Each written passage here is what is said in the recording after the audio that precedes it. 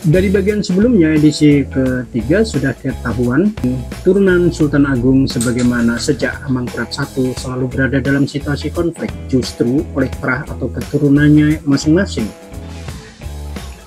Hingga dari sini kemudian muncul penyebutan raja sebagai Sri Susuhunan Pakubuwono. Jadi bagaimana ini urutan raja-raja di Mataram? Mengapa bisa demikian?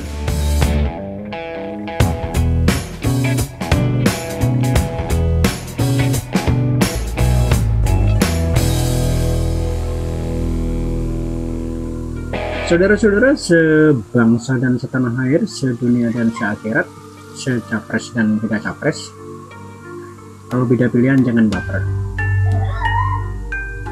Pakubuwono I, Pakubuwono Kapisan, dikenal juga sebagai Sunan Ngalogo atau Pangeran Puger yang lahir di Pleret, Mataram pada tahun 1648, wafat di Kartosuro, Mataram pada tanggal 22 Februari 1719, adalah Susuhunan Mataram ke-7 yang memerintah antara 1704-1719. Pangeran Puger merupakan paman dari Amangkurat III dan menggantikan keponakannya sebagai Sunan dengan gelar baru untuk garis keturunannya, yakni dengan gelar Pakubuwono. Kebanyakan kronik atau Bapan Jawa menggambarkannya sebagai seorang penguasa yang bijaksana dan agung.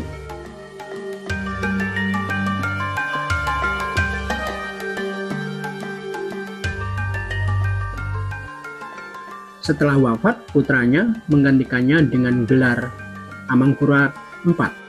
Sunan Pakubuwono I atau Pangeran Puger terlahir dengan nama Raden Mas Derajat. Ia adalah putra Amangkurat I dan cucu dari Sultan Agung. Ayahnya merupakan penguasa Mataram keempat. Pangeran Puger terlahir dari permaisuri kedua, Ratu Wetan. Ratu Wetan berasal dari keluarga Kacoran, keturunan Pajang. Pangeran Puger pernah diangkat sebagai putra mahkota Adipati Anom ketika terjadi konflik antara ayahnya Amangkurat I dengan Raden Mas Rahmat yang kemudian bergelar menjadi Amangkurat II. Raden Mas Rahmat adalah saudara tiri Pangeran Puger, lahir dari Ratu Kulon, permaisuri pertama dari Amangkurat pertama.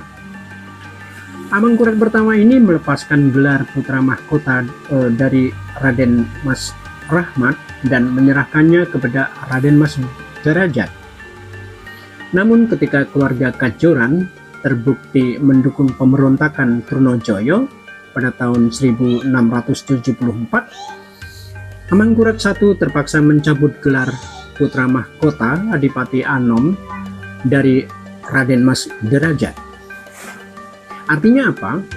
Dari sini sebenarnya menyebut paugeran, apalagi paugeran Sultan Agung sebagai rujukan dalam pergantian raja, menjadi tidak relevan. Bahkan nanti kita akan melihat secara khusus pada anak turun Sultan Hamengkubuwono sendiri, di mana intrik dan perebutan kekuasaan itu terus terjadi.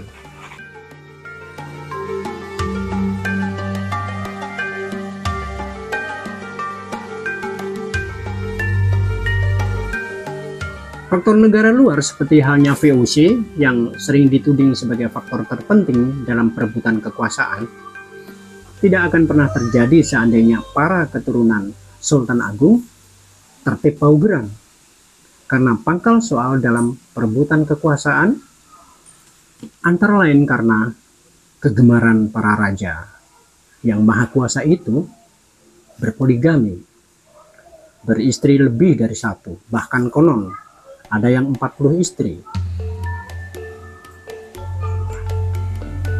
Para elite Jawa dulu, menurut konon yang lain lagi, adalah anak turun dari 70-an istri Brawijaya V, sehingga kita dicoba yakinkan bahwa Ki Ageng Mangir dengan Panembahan Senopati pada dasarnya adalah saudara, sama-sama keturunan dari anak-anak Brawijaya V yang melarikan diri dari kerajaan ketika Majapahit diambang keruntuhan.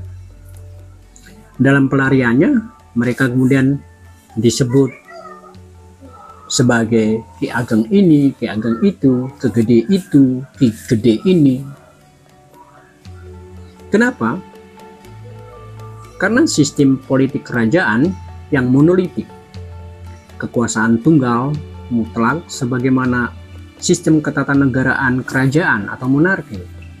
Monarki berasal dari bahasa Yunani monos yang berarti satu dan arkein yang berarti raja. Monarki merupakan sejenis pemerintahan yang dipimpin seorang penguasa monarki yang disebut raja, sunan atau sultan, ratu, dan seterusnya.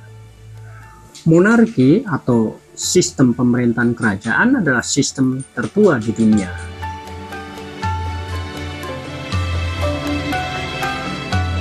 Apakah sistem politik yang tertua di dunia itu relevan dipakai rujukan terus-menerus? Apa tidak kasihan kalau sistem itu sudah tua banget, seperti simbah-simbah yang kalau berjalan tuyuk-tuyuk perlu tongkat, jalannya pelan, batuknya ngekel kayak geluduk nggak mau hujan, pelupa, balik seperti bocah tapi tiba-tiba stroke atau turun berok. Maka bersambung lagi untuk berikutnya.